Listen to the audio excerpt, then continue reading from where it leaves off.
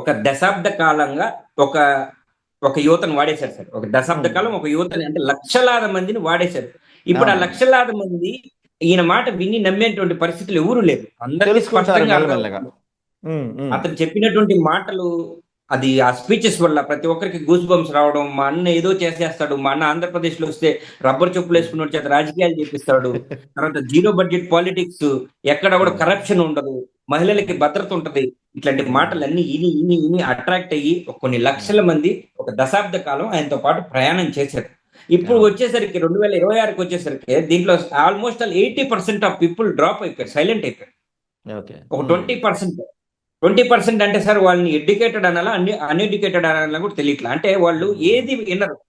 అంటే ఒక ఓకే. బ్లైండ్‌గా మూర్ఖంగా వెళ్ళిపోయే వాళ్ళు మాత్రమే ఒక 20% ఆయనతో ఉన్నారు. Hmm. 80% hmm. Of people keep quiet silent అయిపోయారు. వాళ్ళు హ్మ్. మనకొద్దు బాబు ఇట్లాంటి రాజకీయాలెళ్తే రేపు మన మన కన్న తల్లిదండ్రులే లేదంటే మన అక్క చెల్లెళ్ళే మొఖం మీద వస్తారు. ఎందుకంటే హ్మ్. రేపు హ్మ్. వాళ్ళు కూడా గమనించుకున్నటువంటి విషయం ఏంటంటే రేపు వాళ్ళ ఇంట్లో వాళ్ళ అక్క చెల్లెళ్ళ మీదే అట్లాంటి అఘాయిత్యాలు జరిగితే పవన్ హ్మ్. కళ్యాణ్ అనే వ్యక్తి ఆ రోజు కూడా స్పందించడం అనేటువంటిది వాళ్ళకి స్పష్టంగా అర్థమైంది. ఈ ఓకే. రోజు మళ్ళీ మీటింగ్‌లు పెట్టి ఆంధ్ర యూనివర్సిటీకి సంబంధించి మళ్ళీ యువత రాజకీయాల్లోకి రావాలనే పిలుపునిస్తుంటే హ్మ్. బయట అందరూ కూడా నవ్వుకుంటున్నారు సార్. ఇతన్ని రాజకీయ జోకర్‌గా చూస్తున్నారు. హ్మ్. నవ్వుకుంటున్నారు.